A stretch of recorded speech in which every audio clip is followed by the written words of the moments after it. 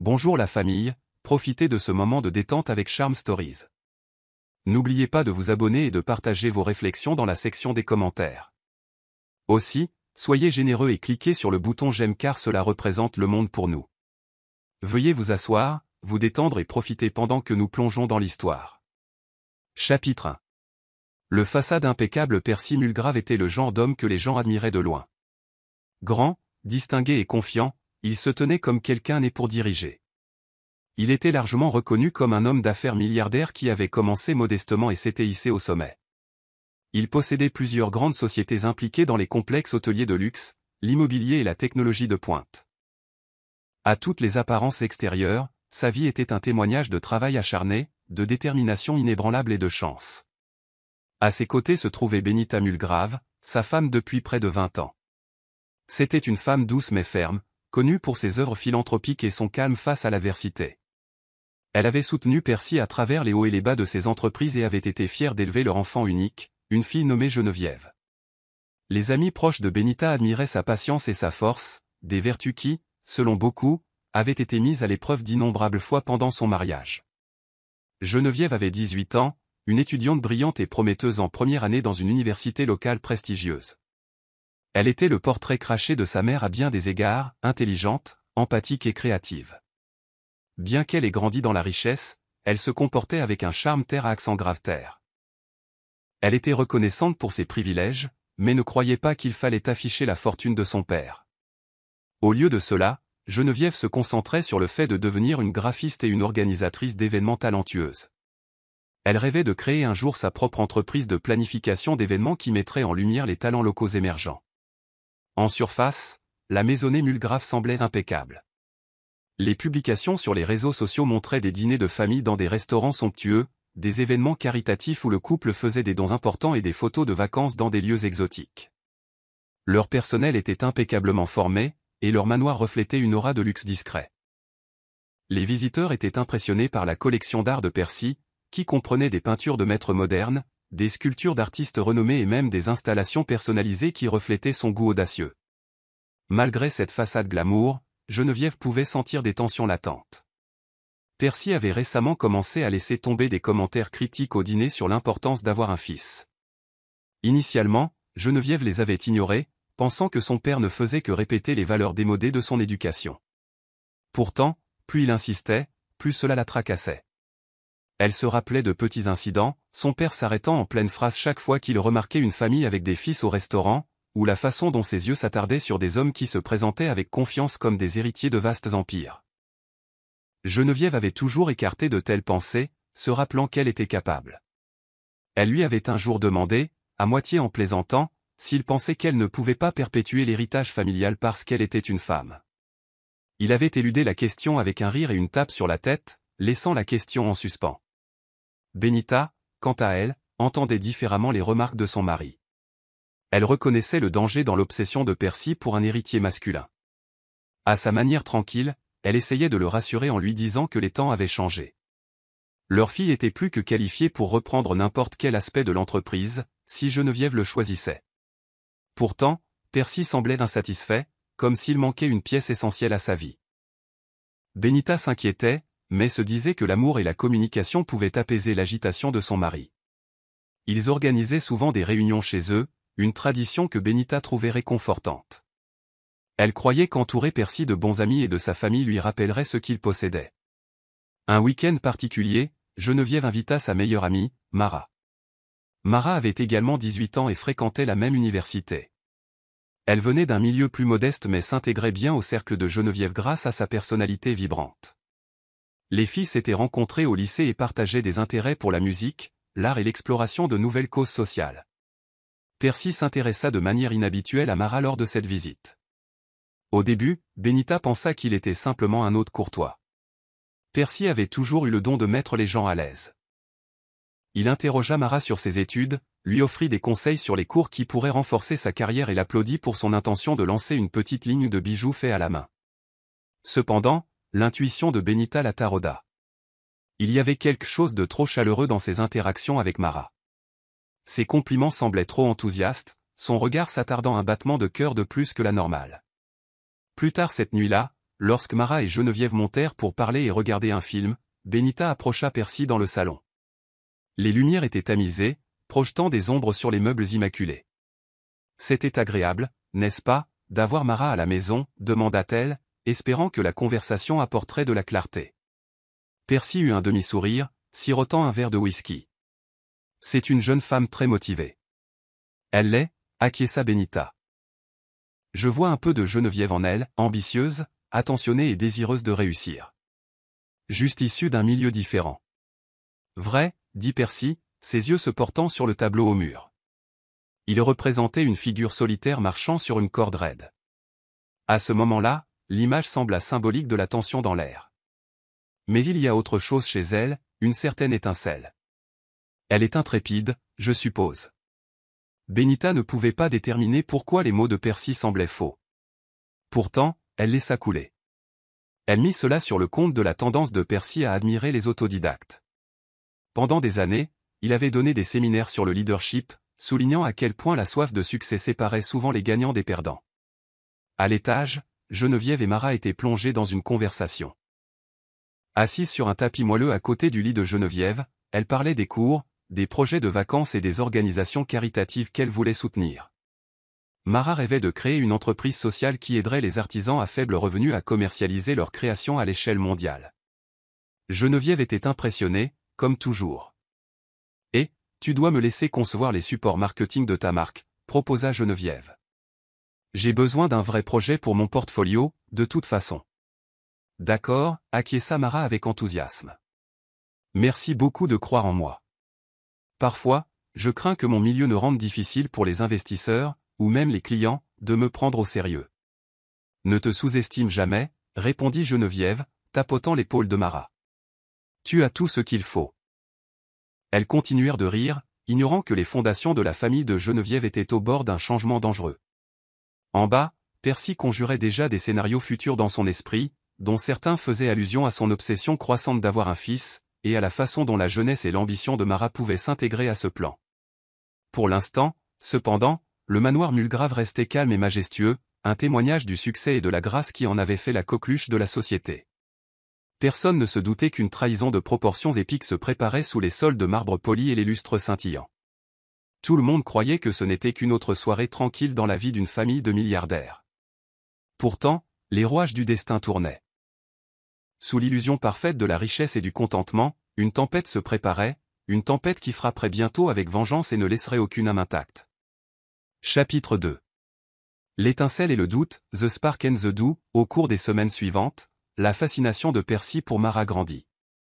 Il réussit à cacher ses pensées à Benita et à Geneviève, mais à l'intérieur, il rejouait chaque interaction qu'il avait eue avec Mara. Elle était audacieuse, lumineuse et clairement motivée par une soif de succès. Percy avait vu beaucoup de gens le supplier de le parrainer ou de lui injecter des capitaux, mais l'énergie de Mara était différente. Elle semblait à la fois innocente et déterminée, une combinaison délicate qui réveillait en lui quelque chose qu'il n'avait pas ressenti depuis des années. Il se disait que ce n'était qu'une simple curiosité, un intérêt à guider une jeune entrepreneur. Après tout, il se faisait un devoir de soutenir les nouveaux talents. Pourtant, les regards furtifs qu'il volait chaque fois que Mara rendait visite à Geneviève suggéraient un désir qui allait au-delà du mentorat professionnel. Benita remarqua de petits changements dans les habitudes de Percy. Il commença à vérifier son téléphone plus fréquemment. Sa voix prenait une certaine nervosité chaque fois qu'il mentionnait le nom de Mara en passant. Si Geneviève déclarait avec désinvolture que Mara venait, Percy apparaissait dans le salon sous le prétexte de lire un livre ou de traiter des emails sur sa tablette. Un week-end, Geneviève et Mara étaient dans la cuisine, essayant une nouvelle recette de biscuits fait maison. Elle suivait un tutoriel en ligne, se trompant dans les étapes ici et là, mais riant à travers chaque mésaventure. Percy entra, inhabituellement décontracté dans un polo et un short. Il se dévêtait rarement à l'intérieur de la maison. « Oh, salut papa », dit Geneviève, souriant avec un rouleau à pâtisserie à la main. « On essaie de faire des biscuits au sucre. Ne nous blâme pas s'ils sont horribles. » Percy rit de bon cœur. « Je suis sûr qu'ils seront bons, dit-il. Mara, si jamais tu as besoin d'aide pour la distribution de ta ligne de bijoux, fais-le-moi savoir. J'ai des contacts qui pourraient placer tes produits dans des boutiques haut de gamme. » Mara rougit de gratitude. « C'est tellement généreux de votre part, monsieur Mulgrave, dit-elle, s'arrêtant pour repousser une mèche de cheveux de son visage. Mais laissez-moi prouver que je peux au moins fabriquer et vendre quelques pièces moi-même. Peut-être qu'une fois que j'aurai une certaine traction, nous pourrons parler affaires. Les yeux de Percy brillèrent d'admiration. Tu es confiante. J'aime ça, dit-il. Mais souviens-toi, il n'y a rien de mal à avoir une petite longueur d'avance dans ce monde. Geneviève ressentit une pointe d'agacement face au trop-plein d'enthousiasme de son père, mais elle écarta ça. Elle était habituée à son amour pour les discussions d'affaires. Souvent, il lui imposait aussi ses idées, lui suggérant d'accélérer la création de son éventuelle entreprise d'événements. Si quoi que ce soit, il semblait qu'il transférait simplement cette même ambition à Mara. Après que Percy eut quitté la cuisine, Geneviève se tourna vers Mara. « Il t'aime bien, hein » taquina-t-elle, souriant. Mara haussa les épaules, ses joues encore légèrement roses. « Il me soutient, je suppose. Je veux dire, je suis reconnaissante. Il a le genre de réseau d'affaires pour lequel les gens tueraient. » Geneviève hocha la tête. « C'est vrai. Il me pousse toujours à faire plus, à être plus. Ça peut être intense, mais je sais que son cœur est à la bonne place. La plupart du temps. » Mara pinça les lèvres. « J'espère que je ne m'impose pas en étant ici si souvent, dit-elle. Il est probablement juste amical parce que je suis ta meilleure amie. » Ne t'inquiète pas pour ça, répondit Geneviève, écartant la main. Il a toujours été comme ça avec mes amis les plus proches. Enfin, d'accord, tu es la première amie que j'ai eue qui s'est réellement intéressée aux affaires. Alors peut-être que c'est pour ça qu'il fait plus attention. Mara hocha la tête, se tournant vers les biscuits. Elle n'avait aucun moyen de connaître la profondeur cachée de l'intérêt de Percy. Elle ne voyait que la générosité extérieure d'un homme riche offrant d'aider quelqu'un à gravir les échelons du succès. Pendant ce temps, Benita observait tranquillement de loin. Elle vit comment les yeux de Percy vacillaient chaque fois que Mara était là et comment il réorganisait son emploi du temps juste pour être à la maison lorsque Mara venait. Un soir, elle l'affronta dans l'intimité de leur chambre. « Mets-tu trop de pression sur Mara » demanda Benita, se tenant près de la commode avec miroir. Elle essayait de garder son ton léger, bien qu'elle soit profondément préoccupée. Percy, assis sur le bord du lit en enlevant ses boutons de manchette, leva les yeux. « Pression ?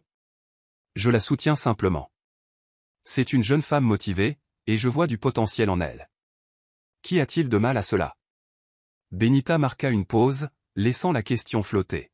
« Rien. Tant que c'est purement du mentorat d'affaires, dit-elle, choisissant ses mots avec soin. Percy fronça les sourcils. « Quoi d'autre cela pourrait-il être » demanda-t-il, feignant l'offense.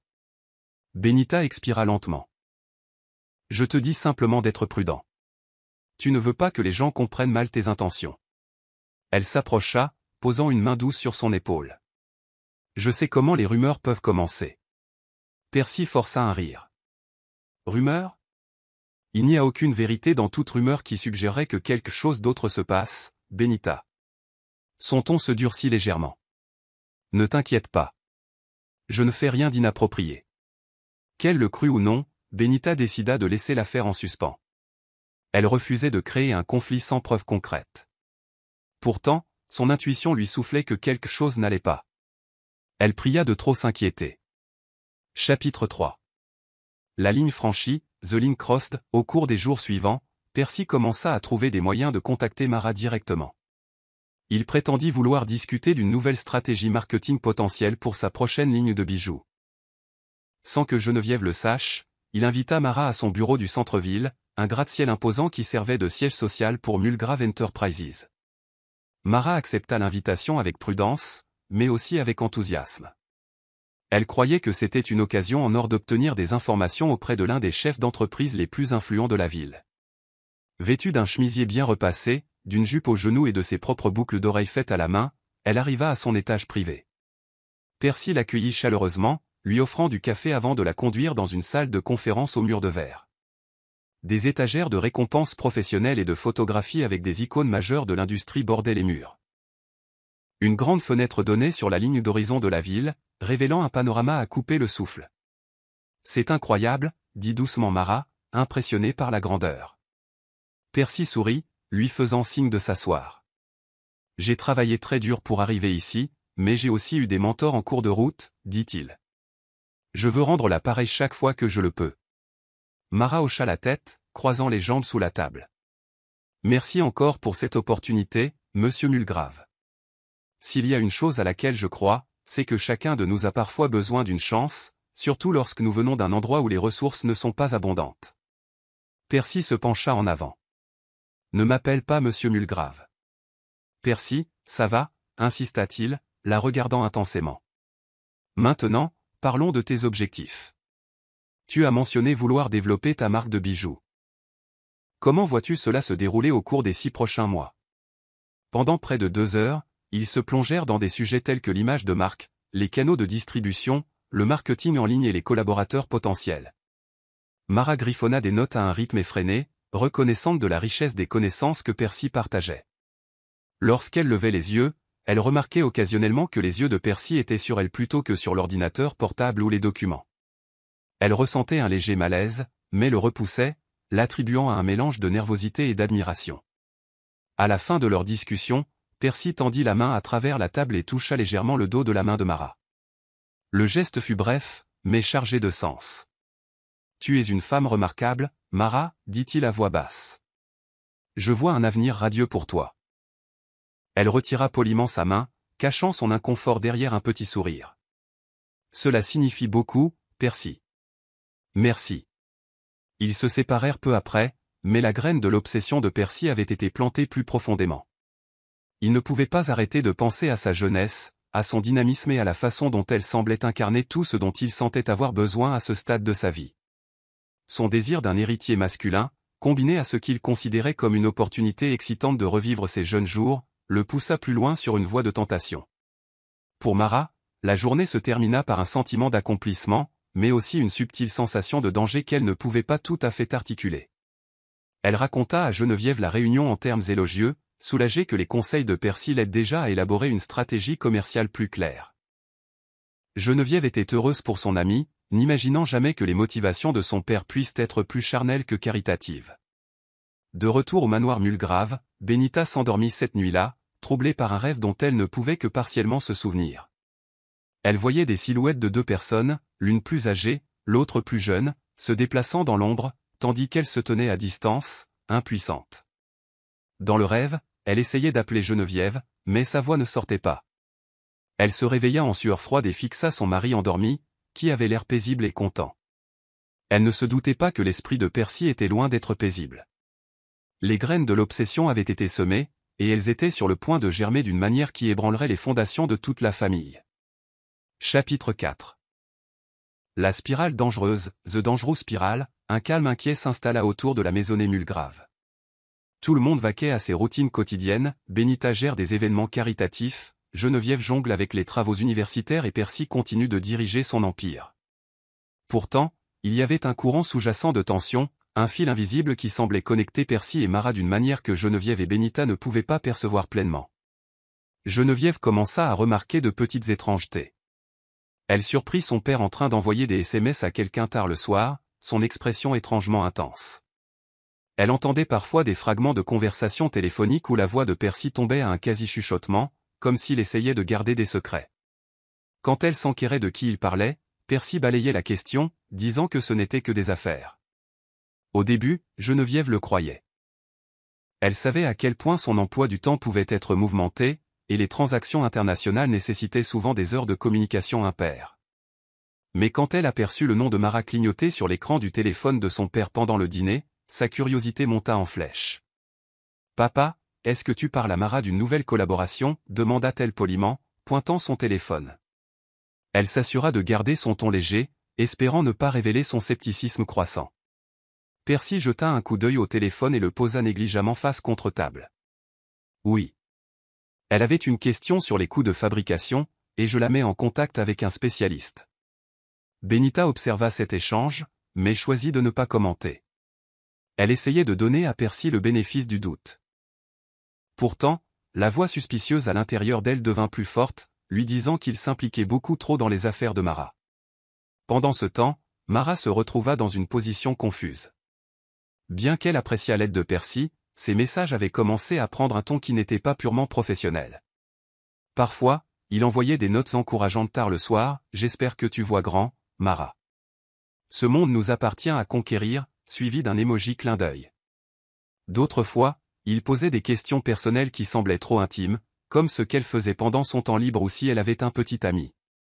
Un après-midi, Mara était dans son petit appartement hors campus, tapant des notes pour un projet de groupe, lorsque son téléphone vibra. Elle le décrocha et vit le nom de Percy clignoter sur l'écran. « Salut, Percy », salua-t-elle, son rythme cardiaque augmentant légèrement. « Mara, comment vas-tu » demanda-t-il, sa voix douce. « J'ai pensé à ta ligne de bijoux. Je connais une société d'investissement potentiel qui pourrait te donner un montant substantiel pour commencer. » « C'est incroyable, » dit Mara, se redressant. « J'adorerais explorer cette opportunité. Quand pouvons-nous nous rencontrer ?» Percy ricana doucement. « Que dirais-tu de ce soir ? Nous pouvons nous rencontrer au Grand Orion Hotel Lounge. C'est un endroit chic. Assez calme pour une conversation sérieuse. » Mara hésita. Elle avait un devoir à rendre dans quelques jours. Mais l'attrait d'une introduction à un investisseur était trop fort. D'accord. Ça me semble bien, accepta-t-elle. Leur rencontre ce soir-là fut un tournant. Percy arriva dans un costume sombre, dégageant le charisme qui faisait de lui la couverture des magazines. Mara portait une robe modeste mais élégante, essayant de trouver un équilibre entre professionnel et amical. Le salon était éclairé aux chandelles, avec un jazz doux jouant en arrière-plan. Percy commanda des cocktails et ils s'installèrent dans une cabine privée. « Eh bien, j'ai parlé à quelques contacts aujourd'hui », commença Percy, se penchant sur la petite table pour se rapprocher de Mara. « Ils veulent voir un plan d'affaires formel. Mais je leur ai dit que tu as le talent et la motivation nécessaires pour réussir. » Les yeux de Mara s'écarquillèrent de gratitude. « Merci. Je vais en préparer un. Peut-être que Geneviève peut m'aider à concevoir la présentation. Elle est très bonne à ça. » Les lèvres de Percy se courbèrent en un léger froncement de sourcils à la mention de Geneviève. Mais il se ressaisit rapidement. « Bien sûr. Ça pourrait être une bonne idée. Cependant, je pense qu'il serait préférable que toi et moi élaborions le message principal nous-mêmes. L'investisseur pourrait avoir plus confiance s'il voit que tu as des conseils directs de ma part. » Mara hocha la tête, prenant une gorgée de sa boisson. Elle remarqua le regard inamovible de Percy sur elle, et son estomac se noua de nervosité. Elle ne pouvait pas déchiffrer s'il s'agissait d'une pure admiration ou d'autre chose. Au fur et à mesure que la soirée avançait, la conversation dériva des affaires vers des sujets plus personnels.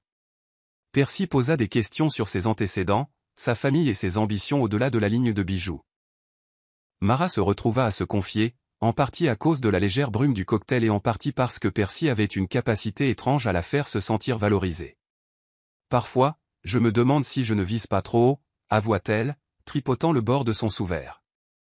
Je vois tant de gens talentueux qui n'arrivent jamais à rien, surtout s'ils n'ont pas de relation ou assez de capital.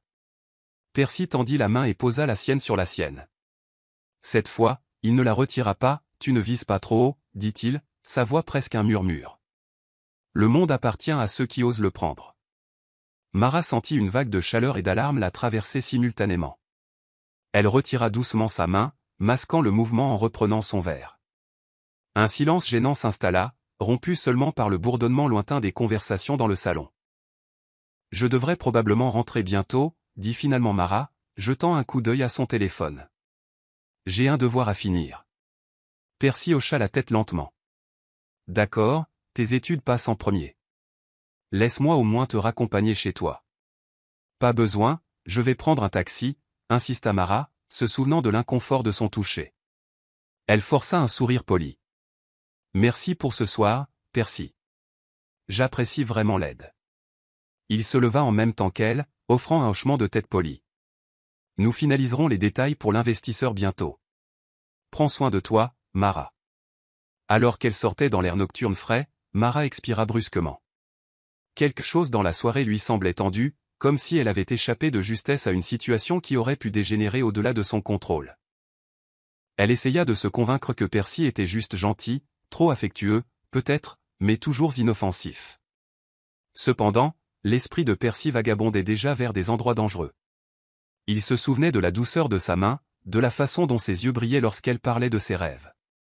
Il imaginait ce que cela ferait de partager plus que de simples secrets d'affaires avec elle.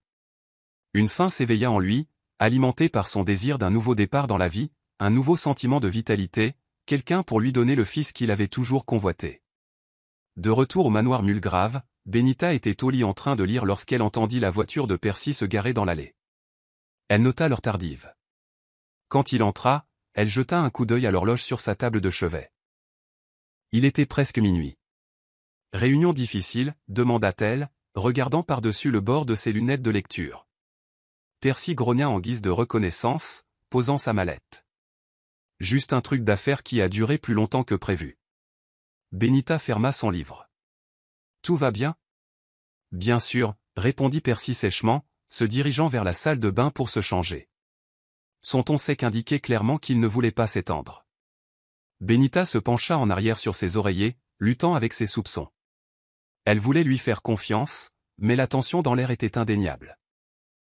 Elle résolut de le surveiller de plus près, refusant de laisser sa famille s'effondrer à cause de secrets et de mensonges.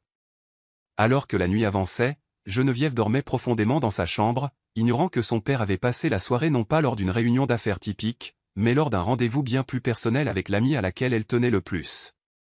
La scène était plantée. La tension se dénouait, et bientôt les fils qui maintenaient cette famille parfaite ensemble se briseraient sous le poids de la trahison. Chapitre 5. Le point de rupture, the breaking point, les semaines passèrent, et l'obsession de Percy pour Mara atteignit de nouveaux sommets. Sous prétexte de mentorat, il organisa d'autres réunions privées avec elle. Parfois, celles-ci avaient lieu dans son bureau, parfois dans des cafés haut de gamme, et parfois dans des salons similaires à l'hôtel Grand Orion. Chaque réunion se rapprochait de la limite de la bienséance, Percy faisant de subtiles avances. Mara, prise entre le désir de ses conseils commerciaux et un malaise face à son comportement, commença à se demander si elle ne devrait pas prendre ses distances. Un après-midi, Mara était chez Geneviève, l'aidant avec un projet de design pour un événement de club universitaire. Elles étalèrent des tableaux d'affichage et des maquettes d'invitation sur la table du salon. Benita leur servit de la limonade et des biscuits. « C'est incroyable », dit Mara, examinant les croquis numériques de Geneviève sur un écran d'ordinateur portable. « Tu pourrais travailler pour une grande entreprise d'événementiel dès maintenant. » Geneviève sourit. « Merci, mais j'ai encore beaucoup à apprendre. » Au fait, comment ça se passe avec cet investisseur dont papa a parlé ? Il ne m'en a pas beaucoup dit. Mara se raidit. Elle jeta un coup d'œil à Benita, qui était dans la cuisine mais toujours à portée de voix. Oh, eh bien, nous sommes toujours en train de régler les détails, répondit-elle, essayant d'avoir l'air désinvolte. Il a été vraiment généreux avec son temps. Geneviève hocha la tête, ses yeux revenant à l'écran. C'est bien. Je suis contente qu'il puisse t'aider. Benita s'approcha et posa un plateau de limonade fraîche sur la table. Vous travaillez dur toutes les deux, commenta-t-elle, souriant chaleureusement. Elle se tourna vers Mara. J'espère que Percy ne t'a pas submergé de stratégie commerciale. Il a tendance à s'emballer. Mara déglutit. Il a été très minutieux, dit-elle prudemment. C'est beaucoup à assimiler, mais j'apprécie. Benita capta la subtile tension dans les yeux de Mara et résolut de lui demander gentiment si elle se sentait à l'aise avec l'approche de Percy. Cependant, avant qu'elle ne puisse le faire, Percy entra dans la pièce, ajustant ses boutons de manchette. Il adressa à Mara un rapide sourire. « Je me dirigeais vers le bureau », annonça-t-il. « Mara, puis-je te voir un instant avant de partir ? Il y a quelque chose dont je dois discuter concernant l'investisseur. » Mara échangea un regard fugace avec Geneviève, puis suivit Percy dans le couloir. Benita, soupçonnant que peu de bien pouvait en ressortir de cette conversation privée, trouva une raison de rester près de l'embrasure de la porte du salon, hors de vue mais à portée de voix. « Qu'y a-t-il, Percy » demanda Mara, gardant sa voix basse. Il regarda dans le couloir pour confirmer qu'ils étaient seuls. « Je viens de parler avec le représentant de l'investisseur. Ils sont libres mardi prochain pour une réunion formelle. J'aimerais organiser un dîner après pour que nous puissions célébrer et élaborer une stratégie. » Mara fronça les sourcils. « Percy, j'apprécie ça, vraiment. Mais je commence à me sentir mal à l'aise à l'idée que nous nous rencontrions si souvent, surtout à l'insu de Geneviève. C'est mon ami. » Percy plaça une main contre le mur, bloquant efficacement son chemin. Ses yeux la fixèrent. « Tu es une adulte, Mara. Geneviève aussi, et moi aussi. Ce sont des affaires. Il n'y a rien de mal à établir des relations pour les affaires, n'est-ce pas? Elle essaya de rester calme. Non, mais cela ressemble à plus que de simples affaires. Vous m'avez envoyé des messages à des heures étranges, et je ne veux tout simplement pas compromettre mon amitié avec Geneviève ou votre vie de famille. Percy se pencha, baissant la voix. Et si je te disais qu'il existe un moyen de garantir ton avenir sans jamais te soucier des finances? Il marqua une pause, laissant ces mots planer dans l'air. Je pourrais t'aider d'une manière que tu ne peux pas imaginer, Mara. Mais tu dois te débarrasser de cette culpabilité. Ce n'est pas nécessaire. Une vague de panique traversa Mara. Elle reconnaissait maintenant l'ampleur de ce qui se passait. Percy franchissait des limites qui ne devraient jamais l'être, surtout pour un homme avec une femme et une fille. Avant qu'elle ne puisse répondre, Percy recula, offrant un sourire charmant comme s'il venait de conclure une conversation amicale. Depuis le salon, Benita fut témoin du changement d'attitude de Percy. Un frisson la saisit alors qu'elle réalisait que son intuition était correcte. Quelque chose de profondément inapproprié se préparait. Elle vit la peur dans les yeux de Mara. À ce moment-là, elle comprit que ce n'était pas une simple relation d'affaires. Plus tard ce soir-là, après le départ de Mara, Benita confronta Percy dans leur chambre.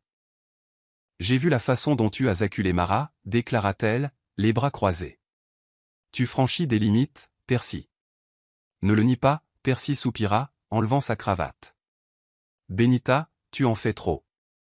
Nous discutions de son contrat avec l'investisseur. Elle était un peu stressée. Je sais ce que j'ai vu, rétorqua Benita. Sa voix tremblait de colère. Elle avait l'air mal à l'aise. Percy haussa les épaules. C'est une adulte, n'est-ce pas? 18 ans. Je lui donne simplement du mentorat. Ne le transforme pas en autre chose. Les yeux de Benita lancèrent des éclairs de fureur. Je n'arrive pas à croire que tu puisses t'abaisser à ça. C'est la meilleure amie de notre fille. Est-ce que tu réalises à quel point c'est mal? Percy fronça les sourcils. Tu t'inquiètes trop. Maintenant, si tu veux bien m'excuser, j'ai des emails à envoyer. Je ne suis pas d'humeur pour cette conversation. Alors que Percy se dirigeait vers le bureau, Benita sentit les larmes lui monter aux yeux. Elle ne l'avait jamais vu auparavant aussi dédaigneux de ses préoccupations. Une peur croissante s'installa dans son ventre, lui disant que quelque chose de catastrophique était sur le point de se produire. Cette catastrophe frappa une nuit fatidique où Percy, enhardi par sa propre luxure et son sentiment de droit, invita Mara à une réunion privée dans l'une de ses suites de luxe sous prétexte de rencontrer des investisseurs potentiels. Lorsque Mara arriva, elle ne trouva personne d'autre que Percy, une somptueuse table de nourriture et de champagne, et un lit orné de pétales de rose. Sa réaction immédiate fut de fuir, mais Percy la persuada de rester, affirmant qu'il avait un document commercial crucial à lui montrer.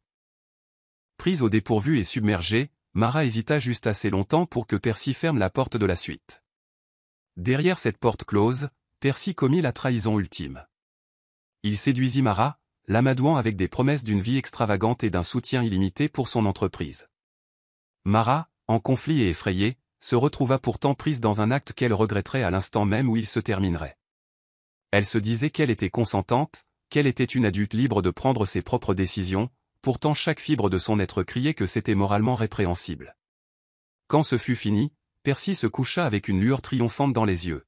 « Tu ne regretteras pas ça, murmura-t-il, tendant la main pour repousser une mèche de cheveux du visage de Mara. Mara était assise sur le bord du lit, fixant les meubles coûteux et les verres à moitié vides. Ses mains tremblaient alors qu'elle boutonnait son chemisier. « Je n'arrive pas à croire que je viens de faire ça, murmura-t-elle, les larmes lui piquant les yeux. J'ai trahi Geneviève et Benita. Percy fronça les sourcils. Tu n'as rien fait de mal, insista-t-il. Nous sommes des adultes consentants. Les gens ont des aventures tout le temps. Son renvoi insensible des ramifications morales scella le moment dans son esprit. Mara réalisa qu'elle avait franchi une ligne à partir de laquelle il n'y aurait peut-être pas de retour. Ramassant ses affaires, elle s'enfuit de la suite sans un mot de plus, laissant Percy derrière elle dans une satisfaction suffisante. À leur insu, la première trahison avait eu lieu. Ce n'était plus un simple flirt.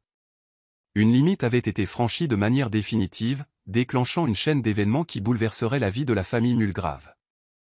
L'illusion de bienséance que Percy avait si soigneusement maintenue s'effondrerait bientôt, et les conséquences seraient bien plus graves que quiconque n'aurait pu l'anticiper.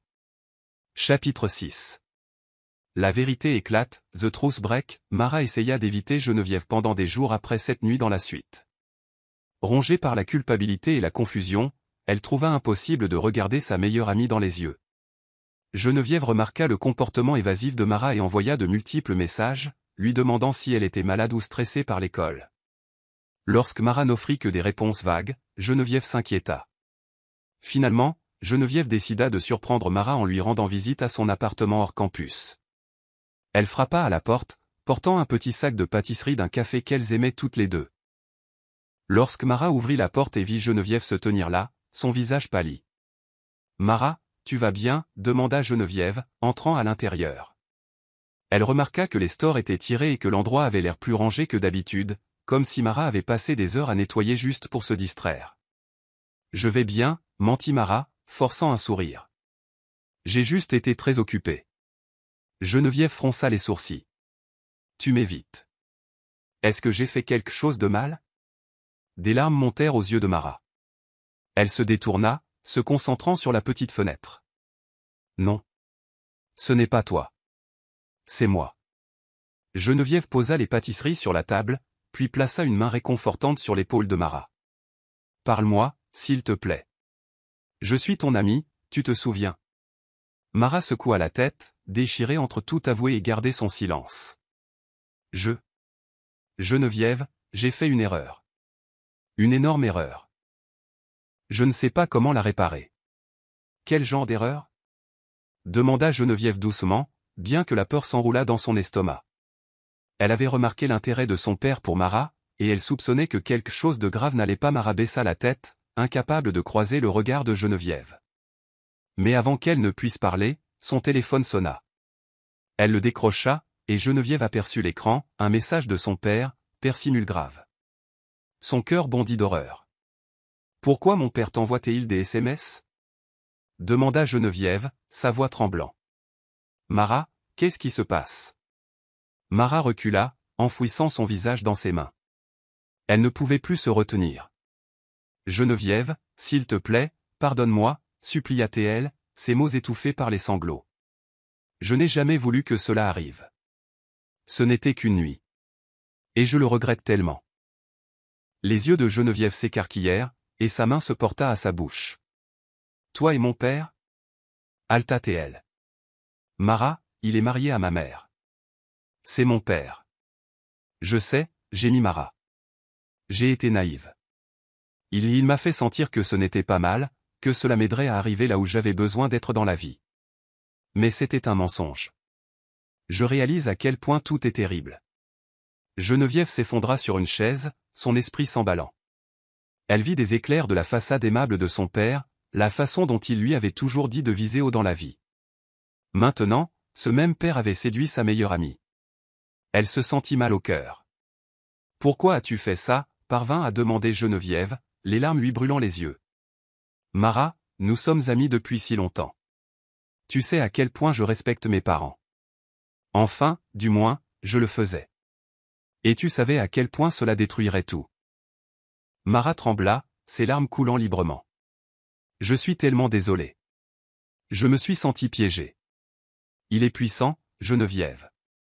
Il n'arrêtait pas d'insister que c'était juste entre nous. J'ai essayé de dire non, mais ensuite. J'ai cédé à la pression. Geneviève la fixa, déchirée entre la colère et la pitié. Tu aurais dû me parler. Je t'aurais aidé. N'importe quoi aurait été mieux que ça. Mara pleurait, incapable de former une réponse cohérente. Pendant plusieurs minutes, les deux amies restèrent assises dans un silence angoissé, le poids de la trahison écrasant l'air entre elles. Finalement, Geneviève se leva, essuyant ses yeux. « Je dois y aller » murmura-t-elle, se dirigeant vers la porte. « S'il te plaît, Geneviève » l'appela Mara. « Ne me rejette pas. Je sais que j'ai fait une erreur, mais je suis toujours ton amie. » Geneviève s'arrêta, sans se retourner.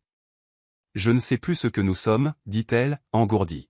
« Je sais juste que tout a changé maintenant. » Sur ce, elle partit, laissant Mara s'effondrer sur le canapé dans une nouvelle vague de larmes. Geneviève retourna au manoir, la fureur battant dans sa poitrine. Elle monta en trombe au bureau de sa mère, où Benita examinait des documents liés à un prochain gala de charité. Sentant la détresse de Geneviève, Benita se leva immédiatement.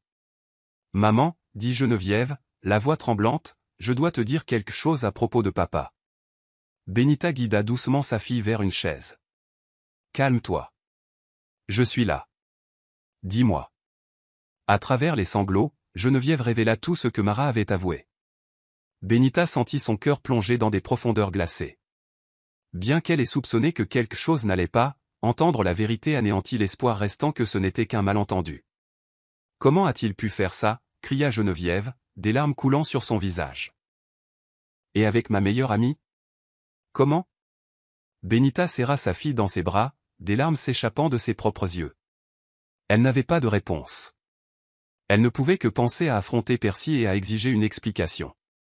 Dans le couloir, Percy était assis dans son bureau privé, confiant que son secret était sous contrôle.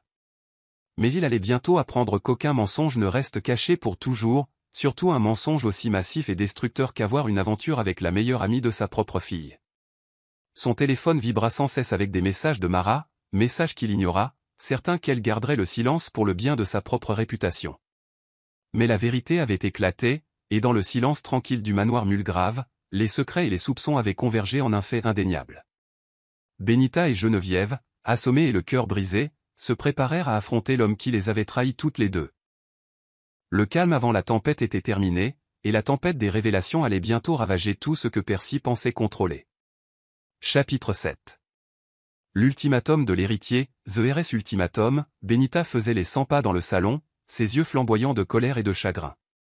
Les hautes fenêtres donnaient sur un jardin parfaitement entretenu, un contraste frappant avec l'agitation qui se déroulait à l'intérieur. Geneviève se tenait près d'une de ces fenêtres, les bras serrés autour d'elle comme pour se maintenir.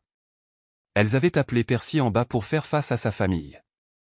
Quand il arriva, il trouva Benita, posée comme une guerrière, avec des larmes qui luisaient dans ses yeux, et Geneviève, dont le visage était pâle d'une rage dont il n'avait jamais été témoin auparavant. « Que se passe-t-il » demanda Percy, forçant un ton désinvolte. « Vous avez l'air bouleversés toutes les deux. » Benita le fixa, sa voix tremblant. « Percy, nous savons pour toi et Mara. » À cet instant, l'attitude de Percy changea. Une lueur de panique traversa ses yeux avant qu'il ne la masque par une ignorance feinte. « Je ne sais pas de quoi tu parles. » Geneviève s'avança, les poings serrés. « Mara m'a tout dit. L'aventure. La suite. La façon dont tu l'as forcé. » Les yeux de Percy passèrent de Benita à Geneviève. Il sentit que toute tentative de nier était futile. « Très bien, dit-il finalement. Je ne vous insulterai pas en mentant. Oui, quelque chose s'est passé. Mais c'était consensuel, et nous sommes tous les deux adultes. » La voix de Benita dégoulinait de fureur. « Tu as trahi notre famille. Tu as utilisé ton pouvoir et ton influence pour séduire la meilleure amie de notre fille. » Percy leva le menton de manière provocante. « Ne fais pas comme si je l'avais forcée. Elle est venue à moi volontairement. » Geneviève laissa échapper un rire amer. « Volontairement ? Elle m'a dit qu'elle se sentait acculée par tes promesses et ta position. Tu as profité d'elle, papa. Tu as profité de son désespoir pour une vie meilleure. » Percy essaya de se défendre. « Je lui offrais simplement des opportunités. Ce qui s'est passé après n'était pas prévu. C'est juste. C'est arrivé. » « Ne me serre pas ça, » rugit Benita, ses larmes coulant maintenant librement. « J'ai cru en toi. Je t'ai fait confiance. Tu es le père de ma fille, l'homme avec qui j'ai construit ma vie pendant 2 décennies. Et c'est ainsi que tu rembourses ma loyauté ?» Le visage de Percy se durcit. « Benita, tu as toujours su que je voulais un fils. Tu as refusé d'avoir un autre enfant après Geneviève. Tu as insisté pour qu'un seul suffise. Mais j'ai un héritage à protéger. Comment puis-je faire cela sans un héritier pour porter mon nom ?» L'expression de Geneviève se tordit d'horreur. « C'était pour avoir un fils ? Tu as littéralement trompé maman, notre famille, parce que tu voulais un garçon ?» La posture de Percy devint rigide, comme s'il prononçait un discours d'affaires. « Oui. J'y ai pensé depuis longtemps. Geneviève, tu es une fille merveilleuse, mais j'ai besoin d'un fils pour reprendre mon empire. J'avais besoin d'une femme plus jeune et fertile qui me donnerait l'héritier que j'ai toujours désiré. Les genoux de Benita faillirent fléchir. Elle s'accrocha au dossier du canapé pour se soutenir. Tu es dégoûtant, siffla-t-elle. Alors tu as trouvé une jeune femme impressionnable qui était proche de notre famille, l'amie de notre propre fille, et tu l'as mise enceinte? Percy pinça les lèvres. Je ne sais pas si elle est enceinte, dit-il à voix basse. Mais si elle l'est, alors je soutiendrai l'enfant. Geneviève le fixa, ses yeux remplis d'incrédulité. Papa, tu es un monstre. Comment peux-tu réduire quelqu'un à un simple vaisseau pour ton soi-disant héritier? Mara est une personne avec des espoirs et des rêves, pas seulement un utérus à exploiter. Le tempérament de Percy s'enflamma. Attention, jeune fille. Je suis toujours ton père. Ne me parle pas comme ça. Ou quoi? Riposta Geneviève, sa voix remplie de venin. Tu me feras ce que tu as fait à Mara? Me manipuler, m'exploiter et me jeter quand tu t'ennuieras? Benita intervint, plaçant un bras protecteur autour de Geneviève. Elle fusilla Percy du regard pointu. A perdu tout droit moral dans cette maison. Fais tes valises et pars. La mâchoire de Percy se serra. J'ai construit cette maison. Tout ici m'appartient. Je ne vais nulle part.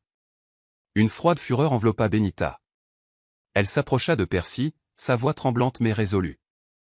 Si tu ne pars pas, je veillerai à ce que le monde entier sache ce que tu as fait, de tes partenaires commerciaux aux tabloïds. Tu veux parler de ton précieux héritage? Je vais le détruire. Ne me sous-estime pas, Percy. Pendant un instant, personne ne parla. Percy réalisa le poids de la menace de Benita. Son empire commercial prospérait grâce à une réputation soigneusement entretenue. Un scandale de cette ampleur couché avec la meilleure amie de sa fille dans l'espoir d'engendrer un fils pouvait faire s'effondrer tout son royaume. Finalement, il céda. Bien, dit-il, reculant. Je pars, pour l'instant. Mais ne crois pas que tu puisses me garder hors de ma propre vie. J'ai des droits, et je ne te laisserai pas me ruiner. Sans un mot de plus, Percy monta les escaliers pour rassembler quelques affaires. En bas, Geneviève s'effondra sur le canapé, sanglotant de manière incontrôlable. Benita s'agenouilla à côté d'elle, lui caressant les cheveux. Je suis désolé, maman, s'étouffa Geneviève entre deux sanglots. J'aurais dû m'y attendre. J'aurais dû faire quelque chose plus tôt. Benita la calma doucement. Ce n'est pas ta faute. C'est lui qui a rompu ses vœux, pas toi. La porte d'entrée claqua alors que Percy partait, laissant les deux femmes chancelantes après la confrontation. Un ouragan d'émotions tourbillonnait dans la maison, colère, chagrin, trahison et un étrange sentiment de soulagement que la vérité soit enfin révélée. Mais ce n'était que le début. Mara restait un acteur clé du drame, et la possibilité d'une grossesse planait en arrière-plan comme une bombe à retardement. Alors que Percy croyait pouvoir manipuler tout le monde autour de lui, il était sur le point de découvrir que la trahison a un prix élevé, et que le vrai karma frappe quand on s'y attend le moins. Benita ne perdit pas de temps. Elle appela son conseiller juridique à la première heure le matin, exposant la situation avec autant de sang-froid qu'elle put rassembler. Bien qu'il fût humiliant d'admettre ce que Percy avait fait, Benita savait que l'information était un pouvoir. Si Percy croyait pouvoir l'intimider pour qu'elle se taise, il se trompait lourdement. Bientôt, Geneviève apprit que Mara était allée dans une clinique pour faire un test de grossesse. La tension dans la maison était palpable tandis que mère et fille attendaient le résultat. Geneviève refusa de voir ou de parler à Percy, qui avait élu domicile dans un penthouse de luxe de l'autre côté de la ville. Il essaya de l'appeler, mais elle ignora ses appels, encore à vivre de sa trahison. Pendant ce temps, la nouvelle commençait à se répandre par des chuchotements parmi certains cercles. Le déménagement abrupt de Percy hors du manoir souleva des sourcils. Certains membres du personnel avaient entendu la dispute et laissé échapper des bribes de l'histoire. La machine à rumeurs brassait des potins scandaleux, mais personne n'avait encore de preuves concrètes. Benita savait que ce n'était qu'une question de temps avant que la nouvelle ne devienne publique. Elle se prépara, déterminée à protéger Geneviève par-dessus tout. Une semaine plus tard, le résultat du test de grossesse de Mara arriva. Elle était, en effet, enceinte. Des ondes de choc se propagèrent à toutes les personnes impliquées. Mara avait essayé de se faire discrète, mais avec cette confirmation, elle réalisa que sa vie était sur le point de changer radicalement. Ne sachant où se tourner, elle vint au manoir Mulgrave, tremblante de peur et de culpabilité. Benita la rencontra dans le salon. Geneviève était à ses côtés, l'air blessé mais aussi préoccupé. Les yeux de Mara étaient rouges d'avoir pleuré. « Je suis tellement désolée, Madame Mulgrave, sanglota Mara. Je n'ai jamais voulu que tout cela arrive. Si j'avais su. » Arrête, dit fermement Benita, bien que son ton ne fût pas cruel. Il est inutile de passer par des hypothèses. C'est arrivé. Maintenant, nous devons trouver quoi faire, la voix de Geneviève trembla. Es-tu sûre de garder le bébé?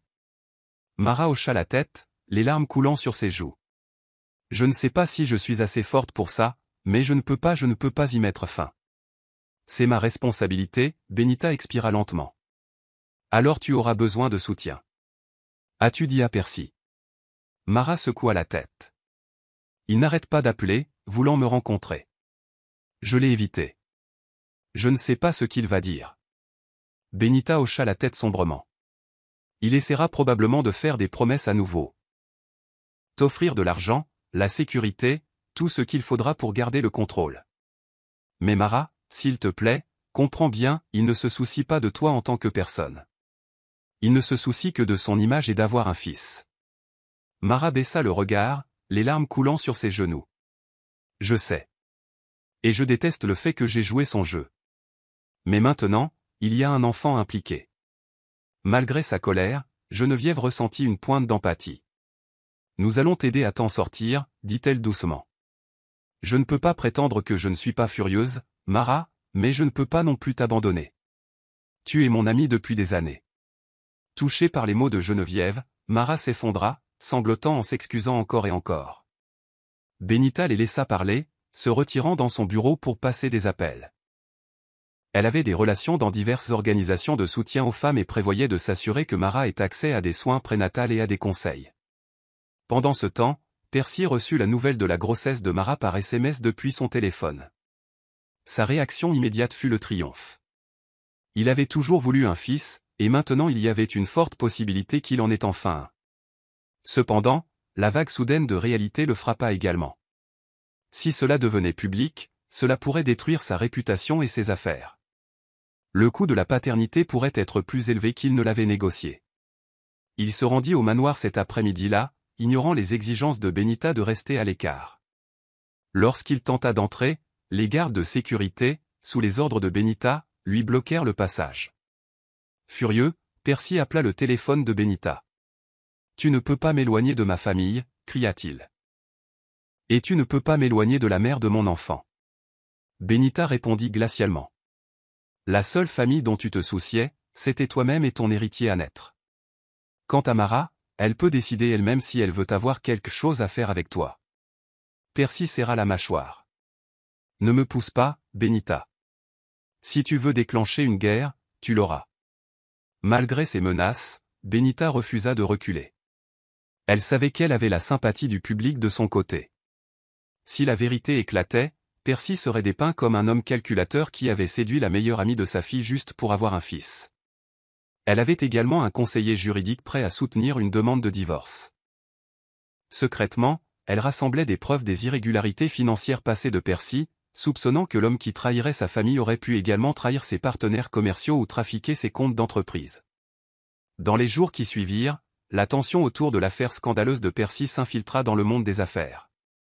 Des conversations chuchotées lors d'événements de réseautage et de réunions de direction mirent ces futures transactions en péril. Les investisseurs devinrent nerveux, craignant qu'un scandale public n'endommage leur propre réputation. L'autrefois puissant Percy Mulgrave se retrouva à nager pour rester à flot, désespéré de maintenir le contrôle sur une situation qui lui échappait. Quant à Mara, elle emménagea dans un petit appartement financé par une subvention de l'une des relations caritatives de Benita. Elle essaya de se concentrer sur son avenir de mère et d'entrepreneur, bien que son anxiété fût écrasante. Elle rendit visite au médecin pour des examens réguliers, sentant chaque fois de plus en plus le poids de la responsabilité reposant sur ses épaules. Geneviève, bien que toujours profondément blessée, trouva une certaine paix en se plongeant dans ses études et ses événements philanthropiques avec sa mère. Elle réalisa qu'elle devait défendre les valeurs auxquelles elle croyait, ce qui incluait la compassion pour ceux qui faisaient des erreurs et la rédemption pour ceux qui voulaient changer. Bien qu'elle ne puisse pas pardonner immédiatement à Mara ou à son père, elle pouvait essayer de s'assurer qu'un enfant innocent ne souffrirait pas des méfaits des adultes. Mais Percy, orgueilleux et enragé, commença à comploter des moyens de reprendre son pouvoir. Il refusa d'accepter l'avalanche de conséquences qui menaçait maintenant de l'enterrer. Il envisageait un scénario triomphal où il sortirait vainqueur, avec son héritier à ses côtés. Il ne savait pas que l'univers avait d'autres plans. Le karma était patient, et son règlement de compte serait rapide et implacable. La réputation autrefois irréprochable de Percy commença à se fissurer. Bien que son aventure avec Mara n'ait pas encore fait la une des journaux, suffisamment d'indices s'infiltrèrent dans le monde de l'entreprise pour que des partenaires commerciaux clés commencent à prendre leur distance. Certains projets majeurs, y compris un accord lucratif dans l'immobilier de luxe, furent mis en attente en attendant un examen de la conduite personnelle de Percy. Monsieur Mulgrave, nous sommes préoccupés par l'image, déclara un cadre lors d'un appel téléphonique tendu. Notre conseil d'administration ne peut pas être associé à un scandale à ce stade. Percy claqua son poing sur le bureau après avoir raccroché, sa frustration débordant. Il passa des heures à faire de la gestion de crise, assurant aux investisseurs que ses affaires personnelles n'affecteraient pas ses activités professionnelles. Pourtant, chaque fois qu'il pensait avoir le contrôle, un autre chuchotement surgissait, une autre rumeur se répandait, un autre associé prenait doucement ses distances. Simultanément, l'équipe juridique de Benita travaillait sans relâche. Elle avait découvert d'anciennes transactions financières qui laissaient entendre un possible détournement de fonds par Percy d'une de ses filiales. Si cela était prouvé, ce serait un crime grave qui pourrait l'entraîner dans des ennuis judiciaires. Benita recueillit discrètement plus de preuves, déterminée à tenir Percy responsable de tous ces méfaits. Geneviève regardait le lent effondrement de l'empire de son père depuis les coulisses. Malgré sa colère persistante, elle ne pouvait pas écraser entièrement les pincements de tristesse à voir l'homme qu'elle admirait autrefois vaciller si lamentablement. Pourtant, elle ne pouvait supporter l'idée qu'il s'en sorte indemne après tout ce qu'il avait fait. Pendant cette période, Percy tenta plusieurs fois de contacter Mara. Parfois, il envoyait des cadeaux à son appartement, des fleurs, des articles de luxe pour bébé et des notes manuscrites la suppliant de le rencontrer. Mara jeta les notes, réticente à se laisser prendre à nouveau à ses tactiques manipulatrices. Chaque nouveau présent était ressenti comme un pot de vin. Dans son esprit, si Percy se souciait vraiment de l'enfant, il respecterait son espace et montrerait de vrais remords pour ses actions. Au lieu de cela, il semblait plus intéressé à affirmer son contrôle. Un soir, Percy marcha dans l'immeuble d'appartement de Mara, déterminé à la voir face à face. Il fut accueilli par un garde de sécurité vigilant, qui le reconnut grâce à des photographies fournies par le réseau de contacts de Benita. Le garde lui refusa l'entrée. Humilié, Percy menaça d'appeler la police, mais réalisa que cela ne ferait que générer plus de presse négative. Il partit en ragant, jurant de prendre les choses en main. Pendant ce temps, à l'intérieur de l'appartement, Mara était assise à sa table de cuisine, tremblante de la confrontation qui avait failli se produire. Elle savait qu'elle devait rester forte. Prenant une profonde inspiration, elle appela Benita pour l'informer de la visite de Percy. Benita rassura Mara en lui disant qu'elle avait des mesures légales en place pour garantir que Percy ne puisse pas la harceler. Elles planifièrent une rencontre avec un avocat de la famille pour discuter des éventuels problèmes de garde une fois le bébé né. Alors que la vie personnelle de Percy devenait de plus en plus tendue, l'empire commercial qu'il dominait autrefois commença à plier sous la pression. Les cours des actions de Mulgrave Enterprises chutèrent. 2 investisseurs majeurs se retirèrent entièrement, citant des désalignements éthiques. Les entreprises rivales sentirent le sang dans l'eau et manœuvrèrent pour débaucher les meilleurs clients de Percy. Face aux catastrophes imminentes, Percy chercha du réconfort auprès des rares alliés qui lui restaient. Il les invita à des dîners privés, offrant des accords et des partenariats exclusifs. Pourtant, même ses plus vieux amis de l'industrie exprimèrent des réserves, l'avertissant qu'un scandale moral pouvait endommager définitivement sa marque. « Tu devrais peut-être régler ça discrètement », conseilla un allié autour d'un steak et de vin. « Si elle est enceinte, tu dois parvenir à un accord sans provoquer de frénésie médiatique. Sinon, toute ta fortune pourrait être en jeu. » Percy fronça les sourcils. « Je n'ai pas besoin de ta pitié, j'ai besoin de ton soutien, » claqua-t-il. Mais au fond, il savait qu'ils avaient raison. Tard un soir, il rentra à son Penthouse, jetant son blazer sur une chaise. Épuisé par les batailles de la journée, il se versa un whisky et regarda la silhouette de la ville. Il se souvint des innombrables éloges qu'il avait reçus.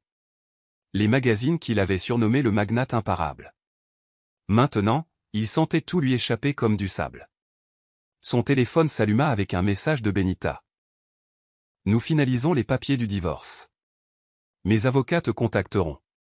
Percy lança son verre contre le mur, le brisant en 1000 éclats scintillants.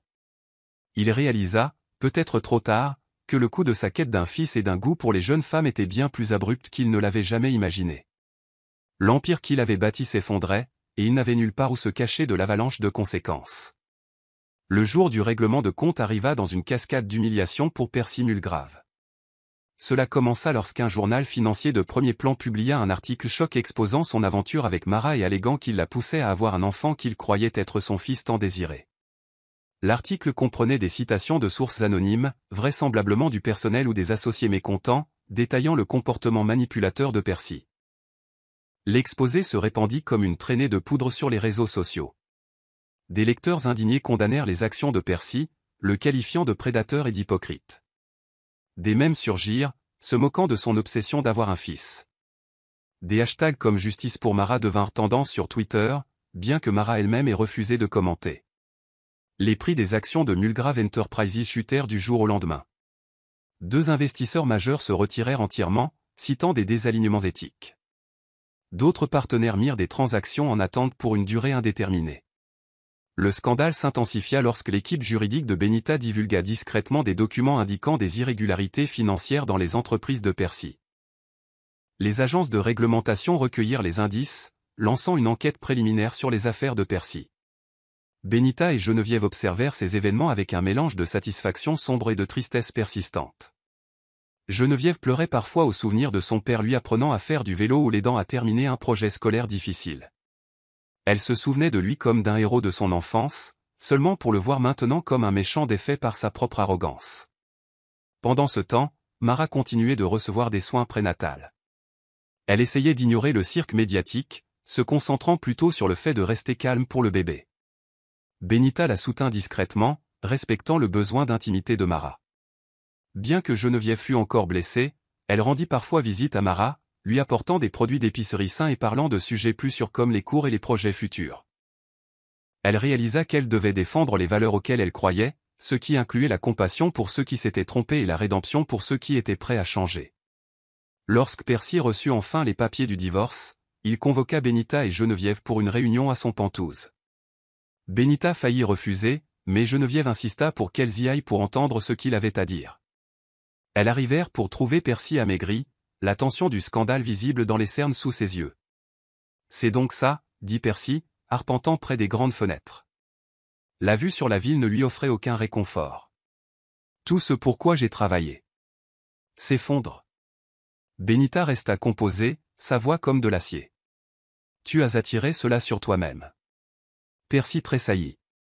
Il se tourna vers Geneviève, essayant d'adoucir son expression. Geneviève, je suis toujours ton père. Ne pouvons-nous pas trouver un moyen de surmonter cela?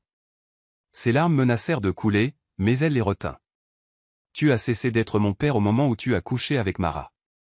Tu m'as laissé me sentir sans valeur, comme si je n'étais pas assez bonne parce que je ne suis pas un fils.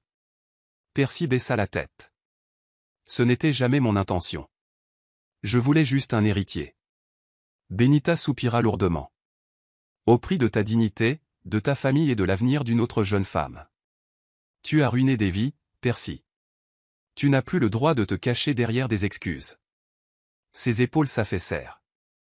Il regarda les papiers du divorce posés sur la table. Discutons calmement. Je suis prêt à offrir un règlement substantiel, Benita, si nous pouvons rester courtois. Nous n'avons pas besoin de plus d'attention de la part de la presse. Benita croisa les bras. Courtois. Il est un peu tard pour ça. Mes avocats s'occuperont des détails. Quant au règlement, il ne s'agit pas seulement d'argent, Percy. Il s'agit de la responsabilité, il se hérissa au mot. Responsabilité? Tu t'attends à ce que j'admette publiquement mes torts? Benita eut un rire amer. Tu as déjà été exposé publiquement. Ce qui reste, c'est la confirmation légale de cela. Les yeux de Percy se tournèrent vers Geneviève, espérant une once de compassion. N'en trouvant aucune, il se détourna. Bien, dit-il, un tremblement dur dans sa voix. Laissez les avocats faire leur travail. Mais ne crois pas que ce soit fini. Je reconstruirai mon empire, d'une manière ou d'une autre. Benita et Geneviève échangèrent un regard. Tu peux essayer, dit calmement Benita. Mais le karma a une façon de rattraper ceux qui refusent de changer. En quittant le Penthouse, Percy s'enfonça dans un fauteuil, se sentant plus seul qu'il ne l'avait jamais été. Il ressentit la piqûre de la perte de sa famille, de sa fortune et du respect qu'il commandait autrefois. Pour la première fois, il se demanda si sa quête d'un fils de toute une vie valait la dévastation qu'il avait déchaînée. Dehors, une nuée de journalistes attendait avec des caméras et des microphones. Ils se précipitèrent vers Benita et Geneviève, criant des questions. Benita offrit une déclaration laconique. Nous finalisons notre divorce, et je demande le respect de l'intimité pour notre famille pendant cette période difficile. Geneviève ne dit rien, les larmes brillant dans ses yeux. Elle jeta un dernier regard au bâtiment imposant où vivait son père, puis se détourna, déterminée à ne jamais y revenir. Ainsi, le décor était planté pour l'acte final. La chute de Percy était bien entamée. Pourtant, il s'accrochait à l'illusion qu'il pouvait sauver son empire. Mais le destin avait un dernier coup de justice poétique en réserve, s'assurant qu'il ressente le poids total de ses péchés. Dans les mois qui suivirent, Percy Mulgrave regarda, impuissant, son empire s'effondrer petit à petit. L'enquête réglementaire sur ses finances conduisit au gel de certains actifs. Il se retrouva empêtré dans des comparutions sans fin, non seulement pour des irrégularités financières, mais aussi dans la bataille de Divorce Lead. L'équipe juridique de Benita démantela habilement chaque défense qu'il soulevait, exposant des comptes bancaires cachés et des transactions offshore discutables. Son conseil d'administration autrefois fidèle le destitua de son poste de PDG, citant des différences irréconciliables avec la nouvelle orientation de l'entreprise. Les médias le harcelèrent sans relâche. Des paparazzis prirent des photos peu flatteuses de lui entrant dans les palais de justice, l'air de plus en plus hagard et vaincu. Pendant ce temps, le bébé de Mara était né, un garçon. Elle le nomma Daniel. Malgré le nom, Percy n'était nulle part dans la salle d'accouchement. Il avait essayé de la contacter, exigeant des droits de visite, mais Mara refusa de le laisser s'approcher d'elle ou de l'enfant sans un arrangement légal. Avec le soutien financier et moral de Benita, Mara commença à bâtir un environnement stable pour Daniel, se concentrant sur un avenir libre des manipulations de Percy. Geneviève s'épanouit dans ses études, canalisant son chagrin vers une passion pour la conception d'événements et les causes sociales. Elle commença à organiser des collectes de fonds pour des refuges pour femmes et des bourses d'études, inspirées par l'épreuve de Mara. Au fil du temps, elle et Mara commencèrent à reconstruire une amitié timide. Ce ne fut pas facile, et la confiance ne revint pas du jour au lendemain, mais le lien de la douleur partagée et la présence du petit Daniel les aidèrent à forger un nouveau chemin. Benita lança une fondation caritative dédiée au soutien des jeunes femmes entrepreneurs, leur fournissant des subventions et un mentorat authentique, sans exploitation. Elle nomma la fondation Nouveau Horizon, symbolisant le nouveau départ que chaque femme méritait. Puis vint le coup final du karma. Percy subit une crise cardiaque massive un matin alors qu'il tentait de négocier un accord de sauvetage avec un investisseur étranger. Il fut transporté à l'hôpital, où les médecins réussirent à le stabiliser, faible et confiné à un lit d'hôpital. Il se retrouva entouré non pas d'amis ou de famille, mais de la stérilité froide de l'équipement médical et d'un personnel indifférent. La nouvelle de l'hospitalisation de Percy se répandit, mais aucun visiteur ne vint. Benita et Geneviève ne ressentirent aucune envie de le voir. Mara ne voulait rien avoir à faire avec lui, se concentrant plutôt sur Daniel. D'anciens associés d'affaires offrirent des condoléances superficielles mais gardèrent leur distance.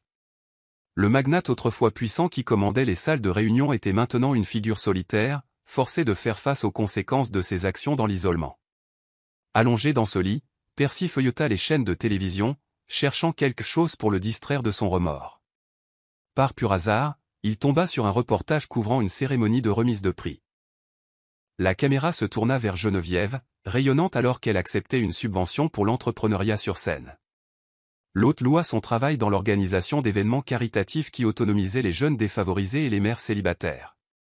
Des larmes montèrent aux yeux de Percy alors qu'il regardait sa fille prononcer un discours d'acceptation sincère.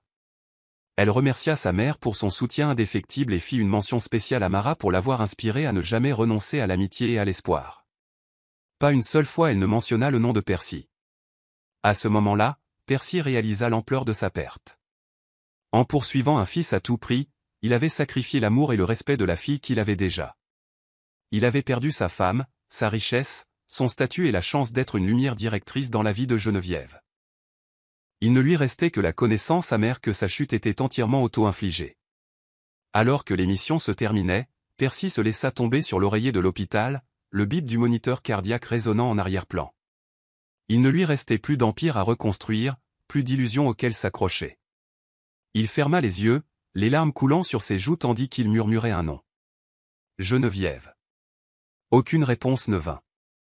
Seulement le pouls régulier et indifférent du moniteur, comptant les secondes de son existence solitaire. Dans le monde en dehors de cette chambre d'hôpital, la vie continuait.